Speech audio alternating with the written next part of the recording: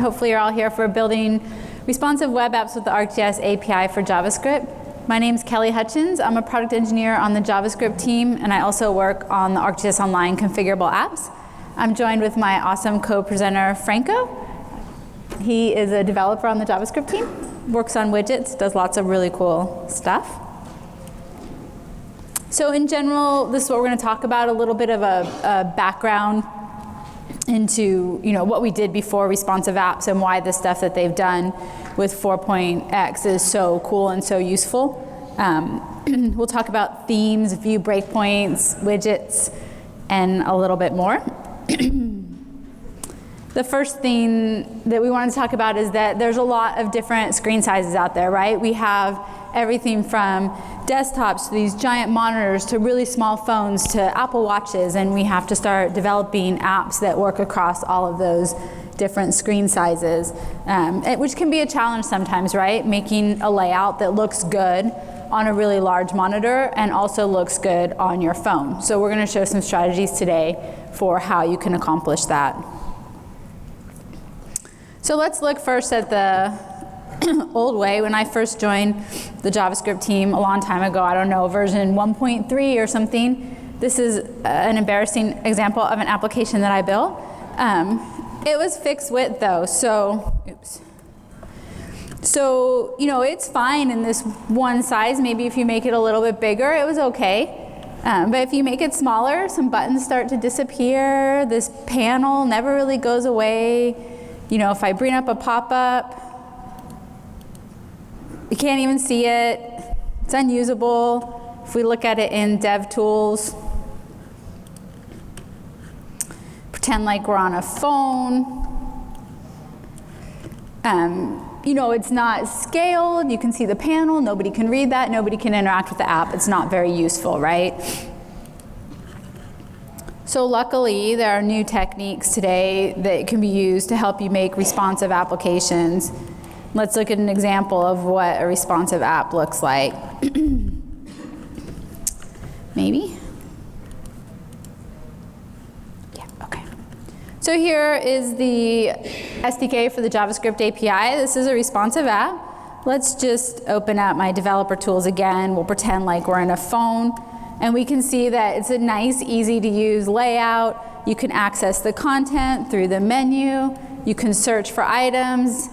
Use this little drop-down menu.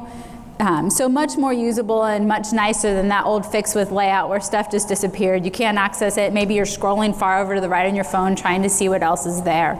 So this is an example of a responsively built app.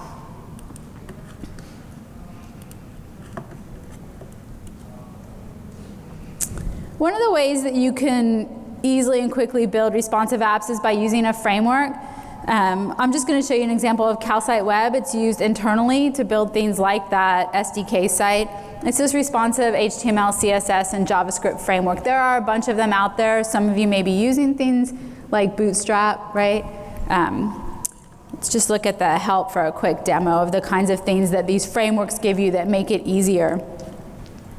If I go to the documentation, the first thing you get is something like a grid. So this is a grid system that lets you easily make these layouts that respond depending on the size of the screen or the width of the page, right? So that's something that you might want to look for in a responsive framework if you're looking to use one, is for some sort of grid system that makes it really easy for you to configure your page with this grid layout and determine what happens on smaller screen sizes to those grid columns. Do they collapse below? Do they hide behind a menu? That kind of thing. Some other things that can be nice are easy ways to create these patterns that make it easy to work with content. So one of the things you often see on mobile devices or smaller screen sizes is this drawer pattern where you have a left or a right drawer and content goes inside that drawer and it can expand, open, and close. So Calcite has an example of that. You guys have probably all seen something like this, right? Where we have that drawer that opens and closes. There are also other things like accordions and tabs and modals. So a responsive framework or a framework that makes responsive design easier is something that we recommend that you look into. And Calcite Web is one example if you want to take a look at it more closely. Media queries, we use these in a lot of the apps, the configurable apps that we have in the gallery. They do two things. They determine the screen size, and they apply CSS for that particular screen size. So I have an example of two rules up here. The first one on the top says that if the screen size is smaller than 600 pixels, so if the maximum width of the screen is smaller than 600 pixels, I want to hide this particular content. And let's look at an app that's doing that. Not that guy.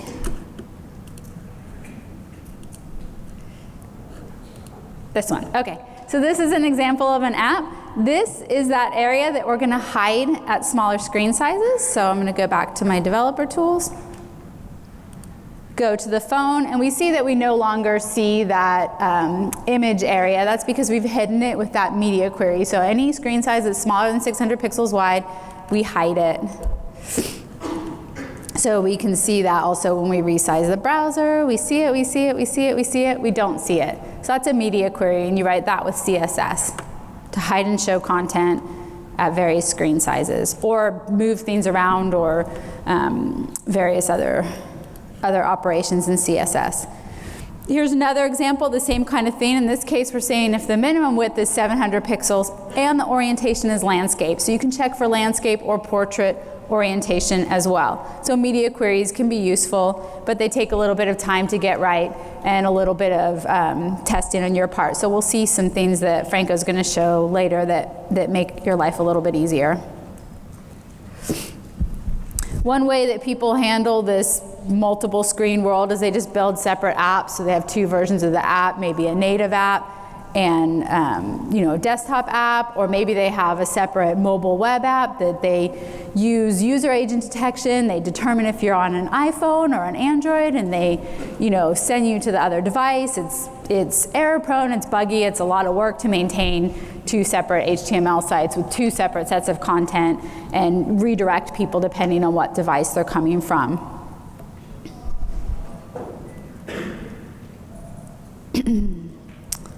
Okay, and the last thing I wanted to talk about is sort of another way that you can responsively build an application is to use something called feature detection. So there are times where the capability that you want to use isn't available in that browser on that device. So one example is 3D. It's not supported. It's not supported on various mobile browsers. So you want to probably use feature detection to check for that and handle it in a graceful manner. So for example, if you wanted to show 3D when people are looking at the phone in a browser that supports that capability, you could. And then if it's not available, you could always fall back to a 2D version of the map so that people can still browse and access your content. They're just not seeing the fancy globe because their browser doesn't support it. So this is an example where we're testing to see if WebGL is available. If WebGL is available, we're going to show, in this case, in the supported code, we would have logic that shows the globe. If it wasn't available, we would have logic that instead shows the map. And Franco's going to demo that for us. Let me just switch to him. Cool. This sample application will show what Kelly just talked about, where by using feature detection, we are able to dynamically require either a scene view where WebGL is supported, or a map view, depending on the browser's capabilities. And so this is the regular behavior. Behind the scenes, it's checking to see if WebGL is supported, and if that's the case, we'll load a 3D scene of scene view. And I've installed this extension here to allow me to disable WebGL because it's not easy out of the box. If I reload the same application, it'll see that it's not supported and give me a map view instance, and I can just proceed from there.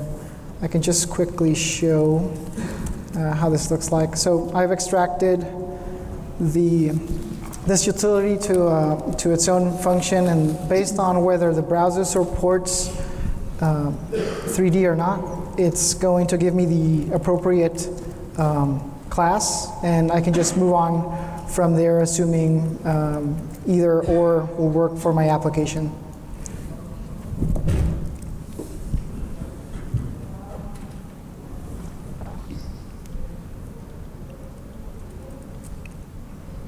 So in version 4.3 of the API, you can, if you looked at any of our samples, most of them, all the widgets are using the default theme, which is like a white theme.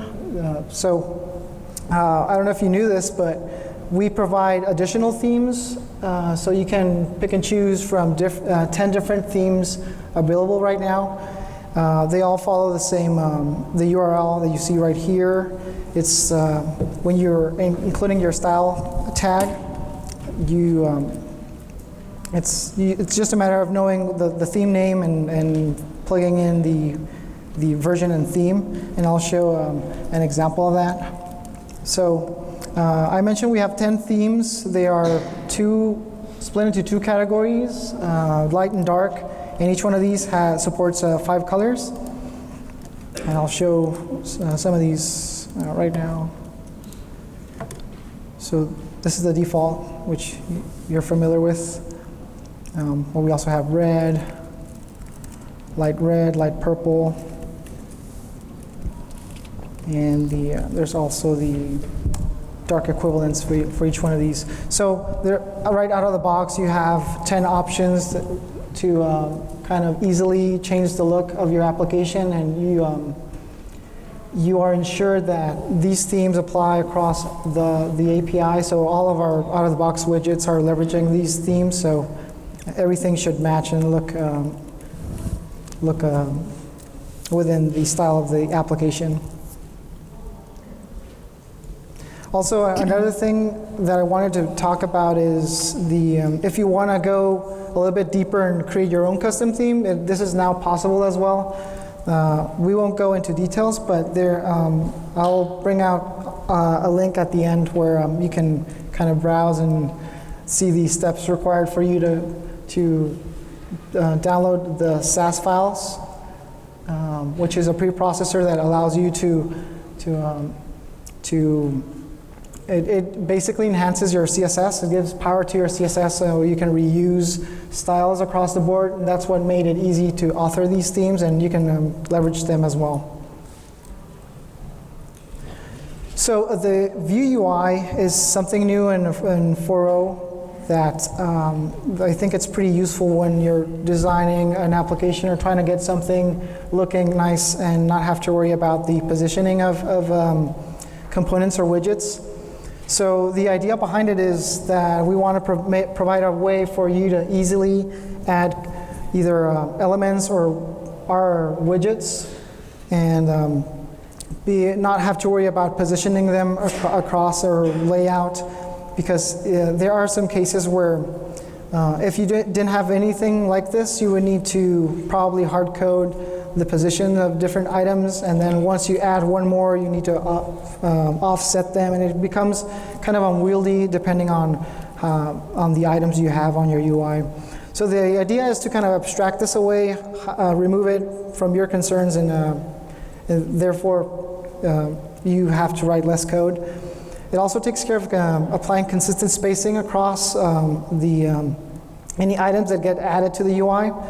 And another benefit is that it allows you to be able to swap widgets around the UI dynamically. So at runtime, if you have any conditions met, you can swap things around.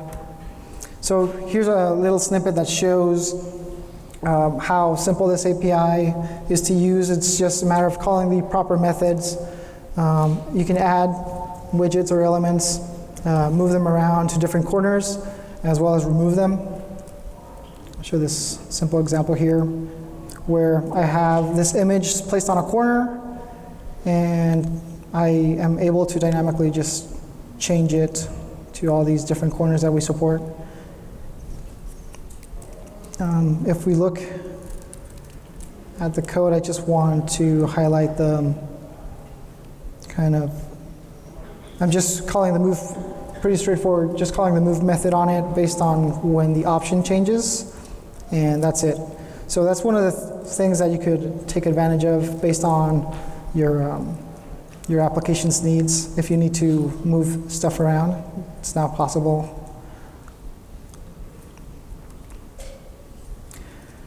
Another concept that is introduced in 4.0 is the view now has breakpoint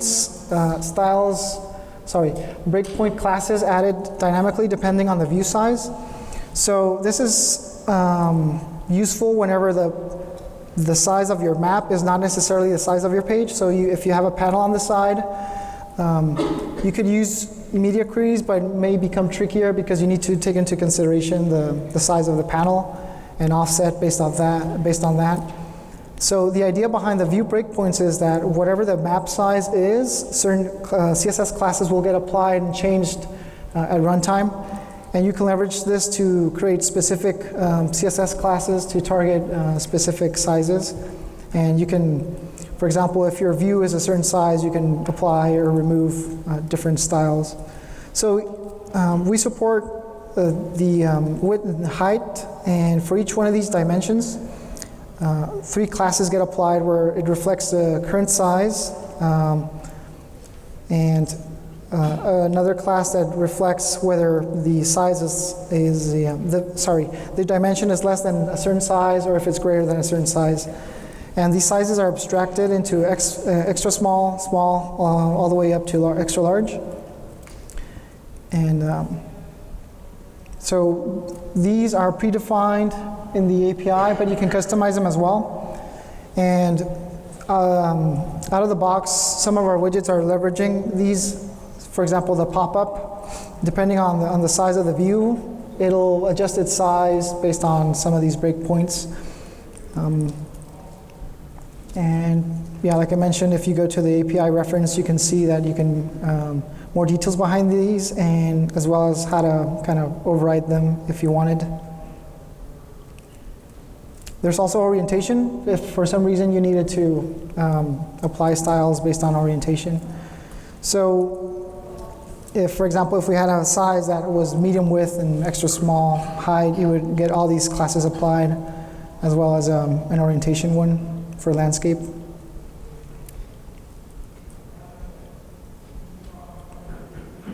So this application here, depending when it reaches a certain size, let me just show the code first.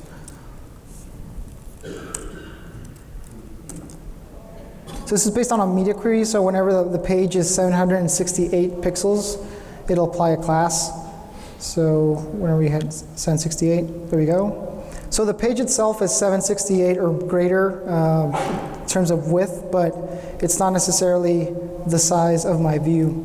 So if I change this style to use one of our classes, it should no longer apply until the actual view is that specific size. So if you notice, I should have made this larger, but if you notice over here, the view size itself is 768 and not the page. So this is one example of how you can leverage these classes. So why, I mean, if media queries are fine, why would you be interested in these breakpoints? The answer is you can also access these properties at runtime. So the view has properties that you can watch for changes, and they have the value of the specific size or orientation or whatever the property is. So at runtime you can check if the width of your view has gone from like medium size to extra large, and then decide to do something. For example, if you wanted to remove some widgets from one corner at a specific size, you can do this via code instead of CSS. Same for landscape. So for landscape width and height, you have these properties. And so this application here, I guess I should show the code first. I'm watching for the orientation, whether if it's landscape or portrait, and I am toggling a class whenever there's a change in the orientation. So whenever I am in landscape versus portrait, it'll flip the image.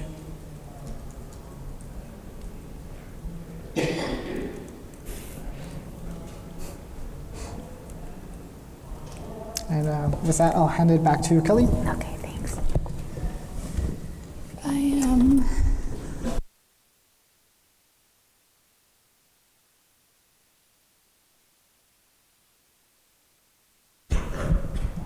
Okay, thanks, Franco.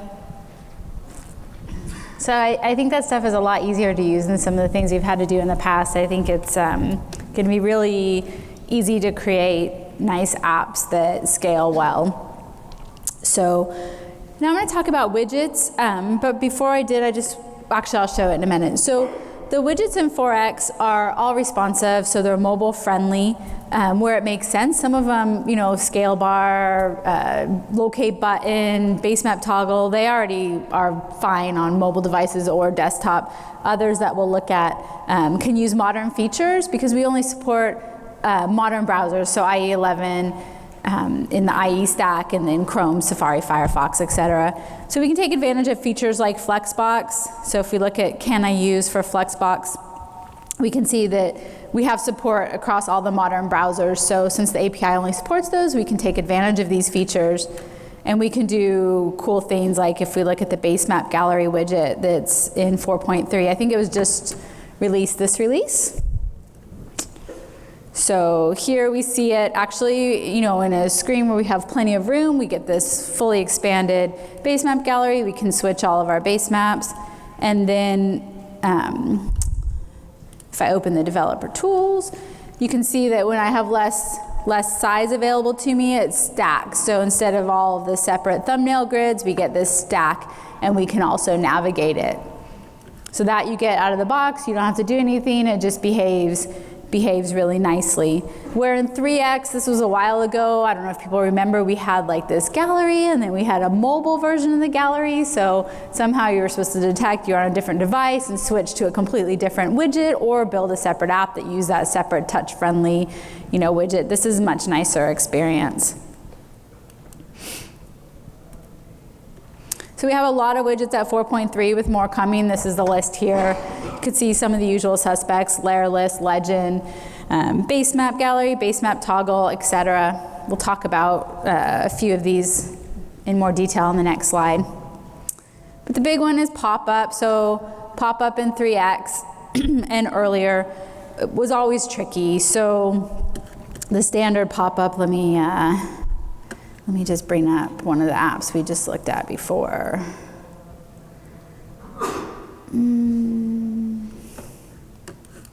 Sorry, I should have had this open already.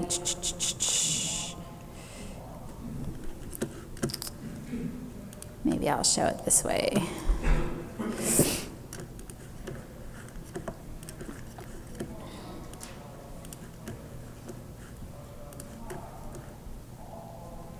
I'm just bringing up a random application. Let's hope it's something user-friendly. Okay, so this was our pop-up. This is our pop-up at 3.x. It looks nice, but if I open up the developer tools, and I'm on a phone screen size, in this particular app, we shrink the size of the pop-up. It's not really easy to read. In this case, we have this table. We kind of have to scroll a little bit to see all the content. It's not super great. It doesn't look awful, but it's not super great. So that was one approach that we used at 3X for pop-up content. Another approach that we use is this app here. So here again is that standard pop-up we were just looking at. And then if we go to a smaller screen size and look at the pop-up, oh, now it's not going to work for me. Let's go. This should be using a completely separate pop-up. It was doing it 10 minutes ago. There we go. Okay, so now we have the mobile pop-up. So we had this earlier. This uses a completely separate pop-up at small screen sizes where you can look at the content. You just get this little navigation screen and you can look at the content. Again, it's an okay solution. It's not super great, and it's certainly not super easy for you as developers. You're dealing with two separate widgets and switching between them depending on where somebody's viewing your app. It's a little bit of a hassle. I don't think anybody wants to mess with that. So now, the new pop-up.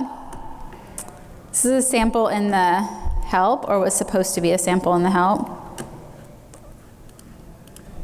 We'll just go to it the old-fashioned way. So in the JavaScript API samples, there is a pop-up dock position sample that I wanted to show you when we talk about the pop-up. So the pop-up at 4.x, this is it. You can dock it in various positions around the screen. It can also be attached to your feature, so when you click on it, it shows up. The nice thing about this is that I think that the behavior on smaller screen sizes is much nicer. See how it just docked to the bottom automatically? Makes it easy for people to interact with the content. They can still see the map. They can still explore the content. You're not dealing with two separate widgets, and you just get that behavior out of the box. You can override it and change separate dock positions, but that's its default behavior, which is a nice feature, I think. Makes it easy to use. Here's another demo showing the same thing. This is a pop-up that has more content. Here, when we open it, we dock it. In smaller screen sizes, I can still access the video that showed in my pop-up. I just have to scroll for it, and I can still see my map, which is nice as well. It's not a choice of map or pop-up content. So if we look at the source for this,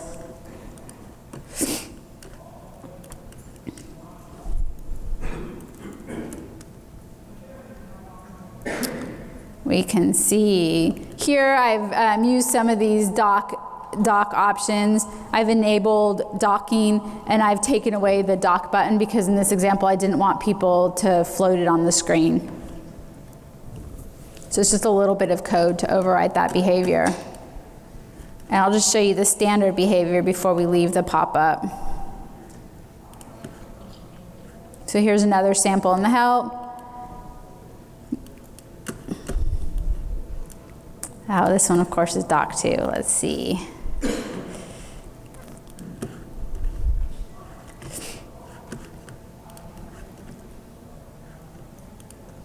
Here it is. So this is the standard where you click on it. It's associated with the feature by the little pop-up arrow, and here's that dock icon, so you can always choose to dock it as well. So that's the pop-up. I think it's a huge improvement.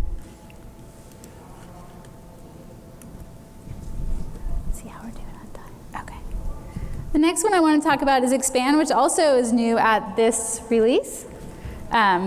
This lets us easily hide and show a container, so I think it's also useful when we're working on apps where screen real estate is an issue. So in this case, we're looking at the same map we looked at earlier. It's a trail map. Maybe I want people to be able to change the base map gallery, but I don't want it to be always open. So we have this nice expand button that can just hide content, or put content in a container and hide it behind a button and open show it. So let's look at the source code for this one.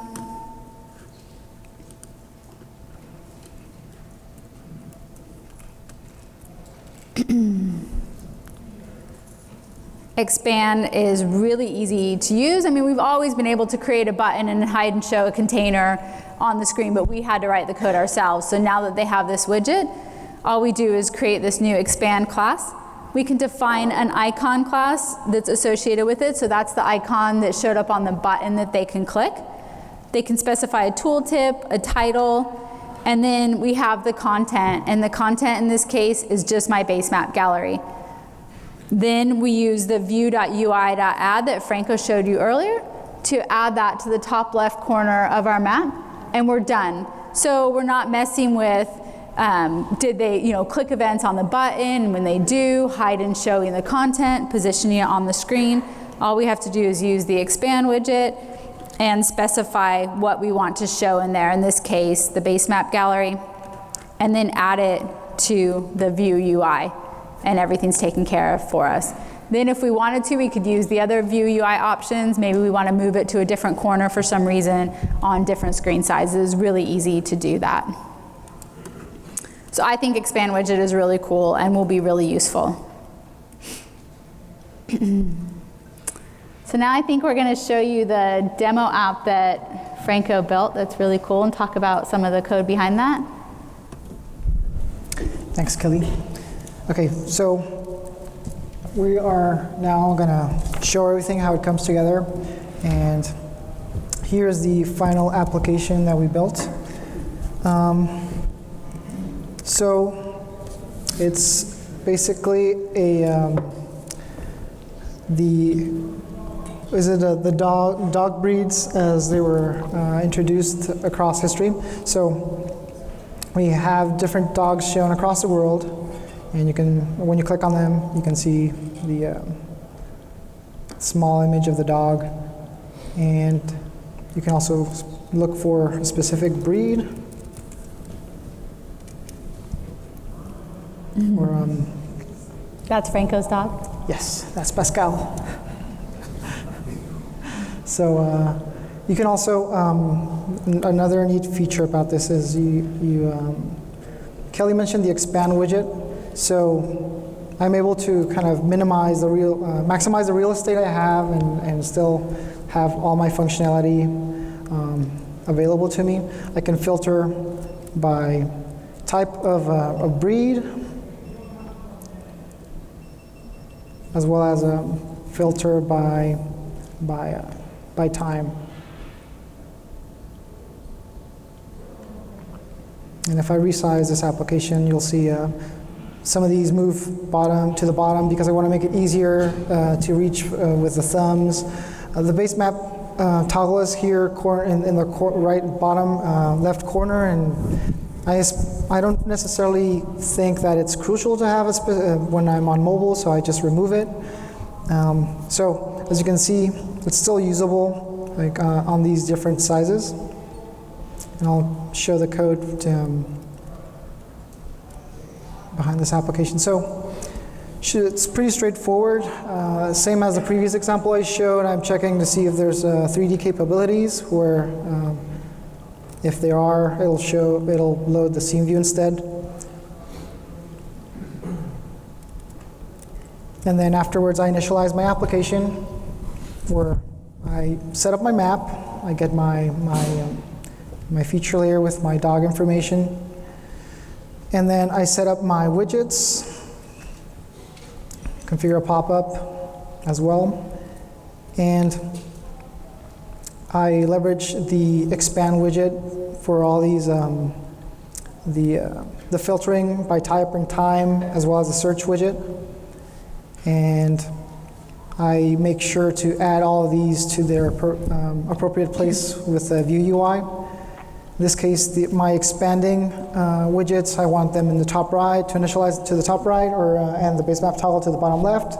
And then afterwards, I set up a watch here to, based on the width, whenever it changes from outside of a mobile size, which I consider not to be small or extra small, I will move my widgets around. So, like I showed before, it's pretty straightforward to move these widgets to different places. And that's it.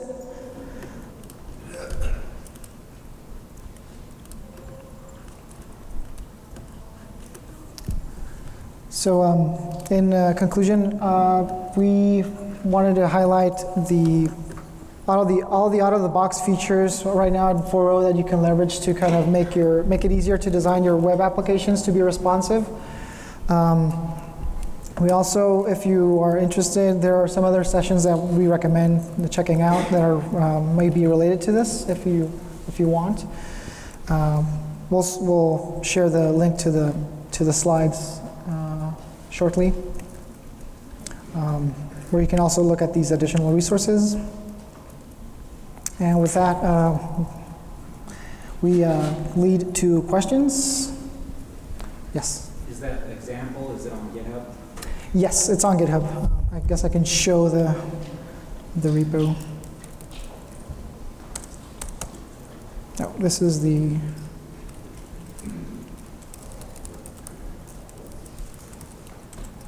So it's under my account if you want to check it out. Cool. Any other questions? Yes? How did you make your filtering for the different dog breeds?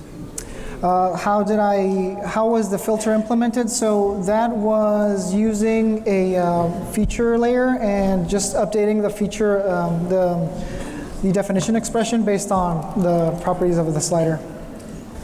Cool. Yes? Widgets work with like I-10, it's not Flex Popup supported, does it have? So 4.0 supports IE11, Edge, and the other Chrome and Firefox. So I-10 is not specifically supported. I can just bring up the system requirements. So here are the system requirements for 4.x, the supported browsers. We have them listed in 2D and 3D. So the 2D shows the browsers that support it, and for the 3D, that lists the browsers that support the globe view. So this, is an example where we showed you feature detection earlier, where you would check for 3D and then switch between the 2D and 3D view. These are the, browsers where the 3D would work and would not work. So. Going to the pop-up chart, add the pop-up data available in the over only. Is there anything frequency in the pop-up chart or that automatically pop up in the pie chart or bar chart? I'm not sure I heard the question. Did you hear it, Franco? I can go back and I'm going to come back so I can hear better. Refer to in the pie chart the multiple element in the pop-up. Yep. When we The pie chart is a pie chart. pie chart when we hover over only data pop-up. But is there any functionality data pop-up without hover over in 4.3? For example, pie chart, there is a pie chart, and when we hover over in the pie chart, we see the data. Yeah. But is there any function to see the data without hover over when we first open the pie chart? So I think the question is, in the pop-up, if they have a pie chart and you hover over it, you see the data. But if hover isn't supported, so if you're on the phone and you can't hover. I want to see the data without hover over. Just You want to see the data without hover over, so can you override it? Like access that pie chart in the pop-up and add your own behavior to it? We have to check if so the showcase area, I feel like I'm feedbacking. The showcase area, if you come to the JavaScript API island, we can talk about it more there with any of the developers over there or product engineers. We can look into it. So I've been using 4.2, and what I've been running into is the search box. They expand a lot on mobile apps. But I also found that when without the expand, the search box stays pretty large, and maybe I'm just doing it wrong. But have you ran into that where you had to shrink it, or is it supposed to do that automatically? So like on a 6S size screen, it's still taking up like the entire and almost extending off the entire top side of the screen. Do you have best practices for like search boxes or something that is kind of larger as far as width? I think, so the question was if there are any patterns for kind of being smarter about the layout of search boxes or text input in general. I think it depends on your app, depending on the sizes that you want to support. You may want to kind of revisit the size, the width of that input. But I guess there's no one solution that fits all. But we could. Well, I guess it's scaling for you, so something might happen. Yeah, we should look at that. I mean, this isn't on the actual device. It's with the browser tool. So sometimes there's differences, but I haven't noticed a specific problem. There's also so the widgets, when they're added to the view UI, they're a little bit more smarter because they know where they are, so they can know their size and kind of react better. So if you use the widgets outside, you may have some different behavior. So yeah, so it's inside an Angular 2 app, so maybe okay. Some CSS is doing something. So Probably. Cool. That's a good question. Anybody else? Over there.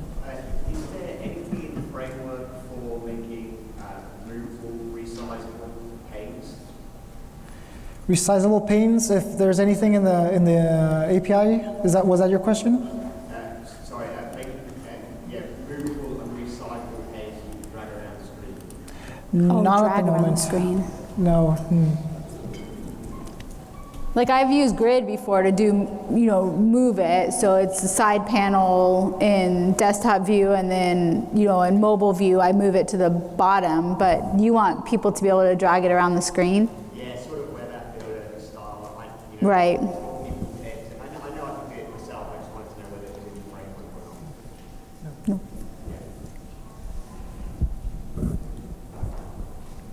Does the expand widget behave any differently with different screen sizes?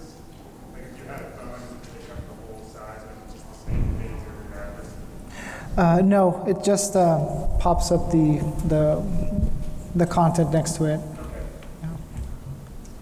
Yes? Like you said, multiple widgets you want. How much control do you have on how the laser starts top to bottom, or do you control left and right? So at 4.3, the top corners flow from vertically, and the bottom ones flow horizontally. But we are, for the next milestone, we're targeting making it much more flexible, so you can specify a layout per corner and more options. Yes? I have that question. Could you add more than one widget to the expand? Yes, you could, but I don't recommend it. I know, I'm just asking. Well, actually, I mean, if you have some sort of panel that's a content and its layout is figured out, that should work fine. Yeah. Or even like, for example, if you were to do like base map and then layer, just so that it's in one place. Yeah, you could actually, I take it back. If it's for example some sort of widget that is made up of different small ones, you could put them to the expand and it should still work. The expand, the only thing that it does is it shows the content and places it to the side. So would you do first create your stackable widgets and then add that one widget to it, or how would you? Because when I look at the code, unless it's a common list, you only have one to your. This one's not the expand. Well, Franco can answer this, but I was just going to show you the source code again for expand. It's just the content. So in this case, the content is just a base map gallery, but it could be some sort of panel or container like old school Dojo content pane, or a div with, your content inside of it. Yeah. So the content can be a node itself. So if it's an HTML element, it'll add it. It'll work as part of the content. You can add a widget, one of our widgets, and it should know how to use it. And yeah. Any more questions? We could have multiple Yes. Do you still have your sample up? The sample that Franco showed has a bunch of expand widgets. So each one of these is an expand. And that's why the expand icon class helps, because you can specify an icon class so that they all have a different icon showing up, so people can get some sense, and tooltip so they get some sense of what's behind that expand box.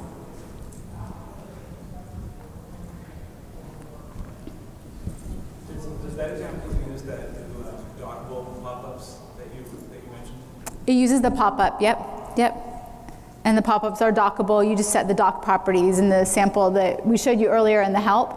So in this case, you can click the dock button. Franco just pressed it and it docked to the side. In the undock it floats back and is associated with the feature. You can, in the code I showed you earlier, you can also force it to always be docked. You can hide that dock button so people can't undock it. So you have a lot of control over the behavior that you get. And that's my dog, isn't she cute? I'm sorry? She's actually a Sprinter Spaniel. No, I mean, in your database. Oh, in the database? Probably. We just have to spell it S-C-H-I. S-C-H-I-P-P-E-R.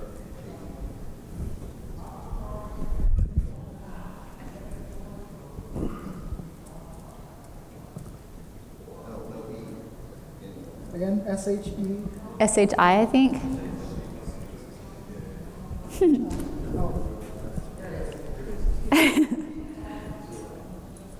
Oh, you have to go back one. I think it showed up.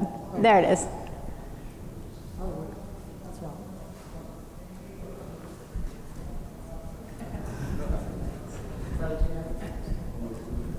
You were just trying to test our spelling skills. We failed.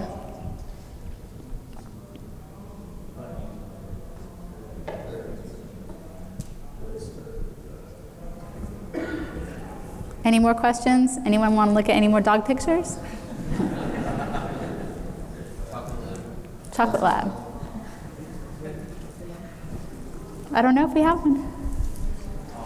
Labrador Retriever, I bet. There you go.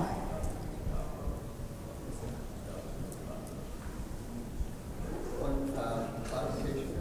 The queries, is that a standard part of CS3, or do you have to have a framework like outside or No, it's just part of CSS. You don't need a framework.